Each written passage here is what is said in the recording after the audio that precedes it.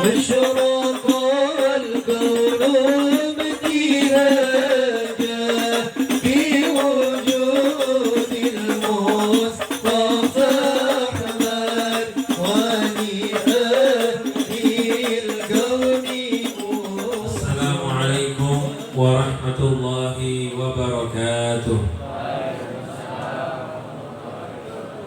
الحمد لله حمدا يوافي نعمه ويكافئ مزيده. اللهم صل وسلم على سيدنا محمد مفتاح باب رحمة الله عدد ما في علم الله صلاة وسلاما دائمين بدوام ملك الله وعلى آله وصحبه ومن والاه ولا حول ولا قوة إلا بالله. أما بعد. Alhamdulillah, kembali kita bersyukur kepada Allah Subhanahu wa taala atas segala nikmatnya lahiriah maupun batiniyah, dan malam hari ini dengan taufik izin Allah kita dipilih kembali untuk berkumpul bersama-sama bermunajat kepada Allah, merayakan Maulid Rasulullah, istighatsah dan juga membacakan manaqib Sultan Auliya Sayyidina Syekh Abdul Qadir Jailani. Mudah-mudahan amal tadi diterima oleh Allah, tambah cinta kepada Rasulullah dikenal oleh Syekh Abdul Qadir Jailani agar bisa mendapatkan syafaat beliau. Hadirin sekalian, kalau kita lihat bagaimana Rasulullah SAW mulia di sisi Allah, dan juga kita lihat bagaimana para aulia, salah satunya Syekh Abdul Qadir Jailani yang kita bacakan manaqibnya, mereka itu menjadi mulia diawali pertama dengan mujahadatun nafas, bermujahadah melawan hawa nafsunya, membersihkan diri. Lalu yang kedua, ini yang paling penting, tapi harus prosesnya membersihkan diri sendiri. Yang kedua, dengan mengorbankan waktu pikirannya untuk menyelamatkan manusia, menyelamatkan makhluk Allah dari neraka. Rasulullah SAW kemuliaan beliau karena adalah rahmatan lil alamin. Ini yang kita rayakan maulidnya Nabi kita Muhammad SAW. Keseharian beliau, segala setiap waktu, setiap detik beliau dihabiskan untuk mengajak umat, untuk menyadarkan umat, untuk menyelamatkan umat di akhirat nanti, agar tidak ada satupun dari umat Rasul sallallahu alaihi wasallam yang masuk nerakanya Allah atau yang kekal di nerakanya Allah Subhanahu wa taala. Jadi ini kita rayakan maulid beliau sambil melihat kenapa kok Rasulullah bisa mulia seperti ini, dan siapa orang yang bisa mulia setelah Rasul sallallahu alaihi wasallam. Yang paling dekat dengan Rasul siapa? Jawabannya itu satu. Memang ada namanya belajar, ada yang namanya amal pribadi, ada yang namanya dakwah ilallah. Cuman semua itu puncaknya kembalinya menyadarkan umat. Rasulullah itu diutus sebagai rahmatul alamin, artinya menyadarkan umat, mengembalikan umat kepada rahmatnya Allah Subhanahu wa taala. Itu kemuliaan yang hakiki. Jadi hadirin sekalian, kita di sini yang merayakan Maulid Nabi Muhammad sallallahu alaihi wasallam, ingat ini, orang yang paling bermanfaat adalah orang yang memberi manfaat kepada orang lain. Seperti yang sering kita dengarkan, khairun nasi anfa'uhum linnas. Paling bagusnya manusia adalah manusia yang paling bermanfaat buat orang lain. Jadi manusia yang paling baik di antara kita yang paling bermanfaat. Biasanya kadang-kadang dari segi dunia, yang paling banyak ngasih uang ini paling bermanfaat buat kita. Kita saja ngelihat siapa manusia paling baik, yang paling banyak bantu sampai ngasih harta, itu paling bagus menurut kita. Nanti ada yang paling baik siapa? Suka bantu-bantu saya, itu paling baik di mata saya. Ada lagi yang baik, tambah ringkas, tambah jelek lagi, ini tingkatan tambah rendah. Paling baik apa? Karena dia berwajah tampan, karena dia berwajah cantik, paling bagus buat saya. Pada hakikatnya sebagus-bagusnya manusia itu bukan dari wajah, bukan dari jasa, bukan dari harta, tetapi apa? Dari manfaat. Manfaat apa yang dimaksud? Manfaat akhirat. Ada orang bikin perut kita kenyang satu kali, kita sudah ingat dia seumur hidup. Dulu saya kelaparan pernah dikasih makan sama dia. Bagaimana jika ada makhluk yang menyelamatkan kita dari azab abadi? Yang pernah jatuh kecelakaan, naudzubillah misal, atau pernah jatuh ke dalam got, atau pernah luka, ada yang nolong pian, pasti pian ingat. Pasti pian ingat. Kalau pian orang yang mengerti tanda jasa budi orang lain, pian bakal ingat. Sekecil apapun bantuannya kita bakal ingat. Coba bayangkan gimana ada manusia yang menolong kita dari azab yang kekal. Menolong kita bukan cuma di dunia tapi di akhirat. Memperbaiki kehidupan kita. Nabi kita Muhammad SAW. Beliau ini yang menolong kita, menyelamatkan kita dunia dan akhirat. Bahkan sekarang di alam barzakh sering kita dengarkan, beliau masih menyelamatkan, berusaha menyelamatkan kita. Nabi Muhammad itu di alam barzakh gak pensiun. Kalau kita kan manusia mati selesai udah pensiun. Betul. Memang manusia kalau udah mati udah beres sudah. Yang taat tinggal merasakan istirahat. Istirahat aja sudah nunggu kiamat. Yang ahli maksiat sudah dimulai disiksa. Pembukaan latihan nanti di neraka berat. Disiksa dulu sama malaikat di alam kubur ya. Tapi Rasulullah yang harusnya sedang menikmati nafahat balasan Allah atas taatnya di dunia, Rasulullah nggak istirahat di alam kuburnya. Apa yang dikerjakan beliau? Beliau itu nunggu laporan umatnya. Dan laporan amal umat itu lama ya. Berapa banyak coba umatnya Rasulullah? Di Banjarbaru aja ya 100.000 atau 200.000 orang ya Banjarbaru jumlahnya. Yang Islam nggak tahu berapa persen. Capek loh. Dilaporkan satu persatu kepada Rasulullah SAW. In wajadtu khairan hamidullah wa in wajadtu syarran istaghfartullah lakum. Kalau aku lihat amal umatku baik, aku bersyukur. Malam ini nih amal kita baik disampaikan ke Rasul sallallahu alaihi wasallam. Rasul senang, Rasul bersyukur atas amal kita. Alhamdulillah. Teman-teman tim Al-Hikmah malam hari ini kumpul di masjid istighfar, manakiban, maulidan. Alhamdulillah Rasulullah SAW. Tapi in wajadtu syarran, kalau Rasulullah melihat amal kita jelek, pulang dari majelis nongkrong dulu di warung sambil ribah. Pulang dari majelis jangan ke TV nonton sesuatu yang dilarang oleh syariat. Ini semua bakal dilakukan juga kepada Rasulullah. Apa yang dilakukan Rasul? Lihat ya. Jasanya Rasul nggak berhenti. Istaghfartullah lakum. Rasulullah tetap membantu kita. Dengan apa? Kalau aku temui amal umatku jelek, aku minta ampun kepada Allah untuk kalian. Jadi Rasulullah beristighfar untuk kita. Nabi kita ini berjasa banyak buat kita. Sampai di alam kubur, ya bahasa kasarnya kalau kita bilang nggak tenang beliau. Ya, nggak tenang. Apa yang beliau kerjakan? Nunggu. Apa amal umatku? Kalau amal umatku jelek langsung istighfar. Kalau baik, alhamdulillah bagus. Jelek, astagfirullah ya Allah ampuni umatku. Jadi seakan-akan tuh beliau gelisah ya. Beliau sampai sekarang ini di kuburnya seakan-akan gelisah, nunggu selalu kabar umatnya. Ini sesuai di Al-Quran. Allah juga menjelaskan, azizun alaihi ma'anittum. Laqad ja'akum rasulun min anfusikum azizun alaihi ma'anittum. Telah datang bagi kalian Rasul dari jenis kalian manusia. Azizun alaihi ma'anittum. Sifat beliau itu beliau sedih. Beliau kecewa jika kalian melanggar. Beliau terasa terbebani ketika kita melanggar syariat. Bukan di masa hidupnya saja, tapi sekarang di dalam barzakh tetap ingat dengan kita. Di dalam kubur. Di dalam kubur tak letih beliau sekitar 23 tahun menyampaikan ajaran agama dengan penuh duka dan suka. Istirahat tidak, tetap di alam barzakhnya masih memperhatikan kita umatnya.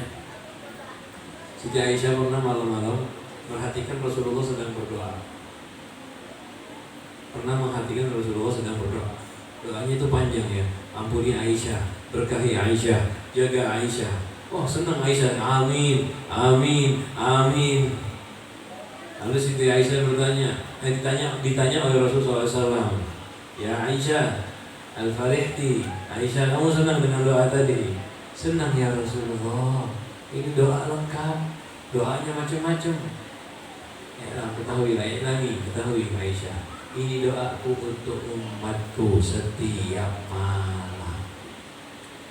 Kita belum lahir 1400 tahun yang lalu, ya Rasulullah sudah mendoakan kita.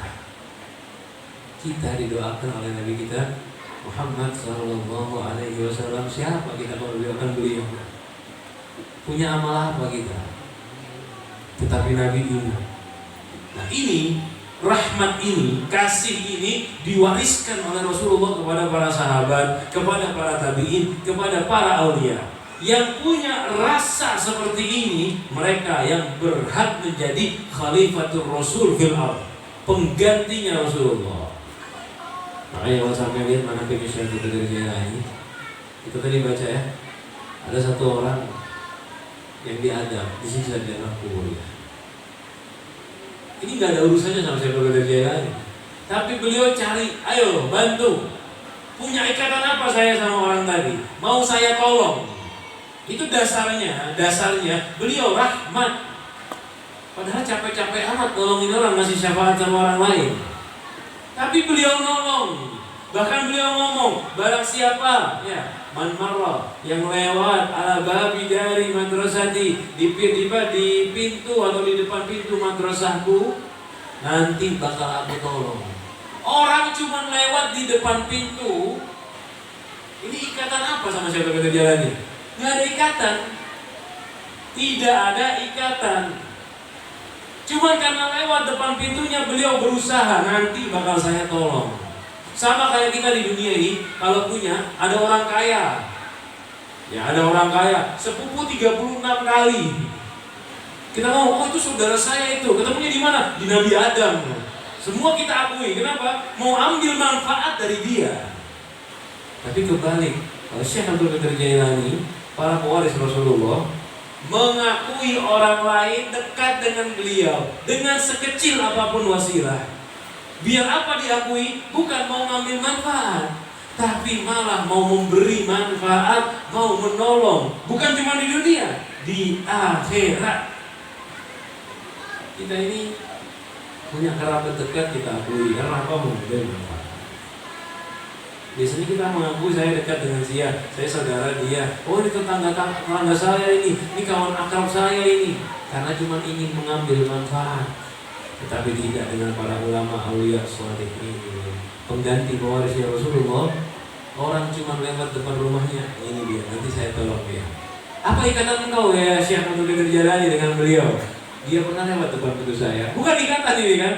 Itu karena memang semangatnya beliau ingin menolong umat. Sama seperti Nabi kita Muhammad SAW. Apa sih ikatan kita dengan beliau? Punya ikatan apa kita? Sholawat, berapa banyak sholawat? Orang sholat yang wajib kadang-kadang lalai. Kalaupun nggak lalai, kadang-kadang naudzubillah ada yang salah rukunnya. Fatihahnya kurang pas. Ini kita perlu perhatikan ya. Fatihah yang kita baca satu hari 17 kali minimal, kadang-kadang masih ada yang salah panjang pendeknya. Tasdidnya ada yang lepas. Umur 40 tahun, tiap hari 17 kali baca Al-Fatihah, itu di dalam sholat, bahkan lebih di luaran, masih kadang-kadang ada yang salah hurufnya. Ini tanda kita dilalai betul sama agama. Kalau orang yang perhatian sama agama, datangi ustaz, datangi guru, biar merasa sudah baik. Guru, mohon maaf, saya cek dulu. Pernah nggak dia datangi ahli qiraat? Jangankan yang jadi makmum, yang jadi imam, yang biasa suruh maju ke depan, datangi ustaz. Ustaz, tolong cek saya. Ada nggak yang salah dari bacaan saya? Kadang-kadang nggak kita datangi. Begini ini, kita untuk wajib aja nggak perhatian sama sekali. Begitu mau punya ikatan apa dengan Rasulullah SAW? nggak ada ikatan, tapi tetap Rasulullah mengakui kita sebagai umatnya. Yang penting Islam dan iman. Percaya Allah adalah Tuhannya, Muhammad adalah utusan Allah. Ini cuma satu aja, iman. Kalau dia iman, sudah masuk kategori orang-orang yang bakal ditolong nanti. Lihat ya rahmatnya Rasulullah SAW kepada kita semua. Makanya, karena juga kita sampaikan dulu di majelis kita khidmah ini, kita semua ingat, ulama mereka itu mampu, kuat, hebat, tahan, bisa nolong orang. Saya tolong dengan ilmu, saya tolong dari api neraka. Ulama begitu. Kita ini orang awam, pas-pasan. Tapi kita tetap nggak boleh tidak berusaha mencontoh mereka. Makanya ada khidmah. Saya nggak bisa ngasih syafaat orang, tapi saya bisa khidmah bagi orang yang bisa memberi syafaat. Saya khidmah mendirikan majelis yang bisa membawa syafaat. Kita memang nggak bisa ngasih syafaat, ya, kita ini orang banyak dosa, tapi kita khidmah untuk majelis merayakan acara Maulid Rasulullah misalnya. Ini kita khidmah untuk majelis ini, dan majelis ini bisa membawa syafaat. Kita khidmah. Ini loh tujuannya, ini mengambil setetes dari warisannya Rasulullah. Apa itu? Memberi manfaat bagi umat. Makanya hadirin sekalian, orang walaupun nggak punya ilmu, walaupun bukan derajat wali, walaupun bukan derajat tinggi, apalagi seperti Syekh Abdul Jailani, kita sangat rendah. Iya, usaha sekecil apapun khidmah kepada orang Islam. Saya nggak bisa nolong dia dari neraka, tapi saya bisa balik sendalnya dia, balik sendalnya dia. Dia masuk masjid, sebenarnya kan menghadap ke masjid, saya bisa baliknya, balik. Saya nggak bisa menyelamatkan dia dari siksa kubur, tapi saya bisa mengantarkan air minum ke dia, antarkan air minum. Lu nggak bisa ngangkat dia dari Siratal Mustaqim kalau terjatuh, di dunia bisa pijitin sikit, pijitin.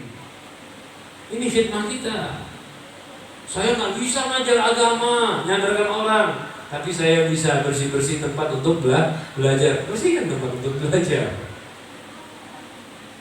Saya nggak bisa menghafalkan Al-Quran, menyampaikan isi Al-Quran, tapi saya bisa ikut masang batu untuk pembangunan tempat Al-Quran. Kerjakan.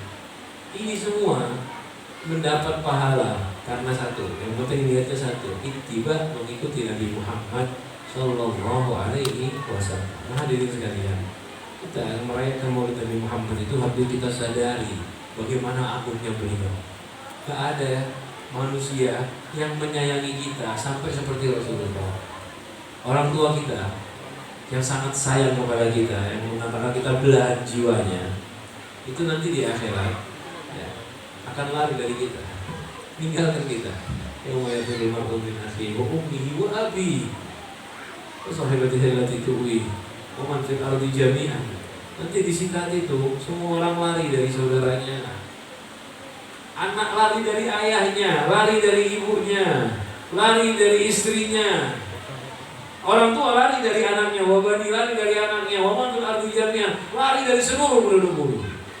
Kenapa? Nggak mau tanggung jawab, nggak mau nolong. Ini saya dekat sama dia, nanti akhirnya ditanya-tanya ikut celaka juga. Saya nggak kenal sama dia. Bahkan kadang-kadang bukan cuma lari, tinggal nuntut. Ya Allah, kok saya dimasukkan neraka? Ini salahnya bapak saya, ya Allah, nggak diri saya. Semua manusia jahat saat itu. Orang-orang yang nggak punya amal baik, yang calon-calon ahli neraka akan saling benci-membenci, akan saling salah menyalahkan. Bahkan nanti manusia nyalah-nyalahkan setan. Setan disalahkan. Setan bilang, saya cuma menggoda, yang salah dia. Saling lempar-lempar kesalahan. Kenapa? Gak ada yang mau nolong. Jangankan nolong, gak ada yang mau tanggung jawab akan kesalahannya. Tapi Rasulullah yang gak punya ikatan jauh dengan kita ya, beliau memimpin kita, nolong kita, menyelamatkan kita bahkan dari api neraka. Syafaatnya Rasulullah itu bukan cuma nolong orang masuk surga. Syafaatnya Rasulullah bukan cuma nolong orang masuk surga.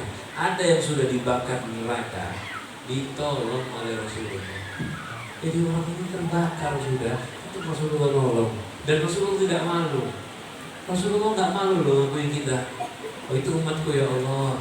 Malaikat itu umatku yang kebakar itu. Tolong selamatkan dia. Itu Allah umatnya. Sampai yang punya kawan di dunia ditangkap polisi. Dia ngomong, saya kurang kenal sama dia. Baru kenal kemarin saya. Lihat Rasulullah SAW tidak malu mengakui kita sebagai umatnya. Mudah-mudahan merayakan Maulid Rasulullah SAW menanamkan di hati kita keinginan untuk membawa manfaat bagi orang Islam, membawa manfaat bagi umat Rasulullah agar kita tambah dekat dengan Rasulullah SAW. Mudah-mudahan kita disadarkan oleh Allah Subhanahu Wa Taala berapa banyak pengorbanan Nabi Muhammad SAW kepada kita. Mudah-mudahan kita disadarkan oleh Allah Subhanahu Wa Taala bahwa kasih Rasulullah melebihi kasih diri kita kepada diri kita sendiri. Mudah-mudahan kita diberikan oleh Allah Subhanahu Wa Taala pemahaman bagaimana besarnya pengorbanan Nabi Muhammad Sallallahu Alaihi Wasallam, di mana setiap hari beliau ingat dengan kita, setiap hari beliau mendoakan kita, setiap hari beliau memintakan ampun kepada Allah atas segala kesalahan kita.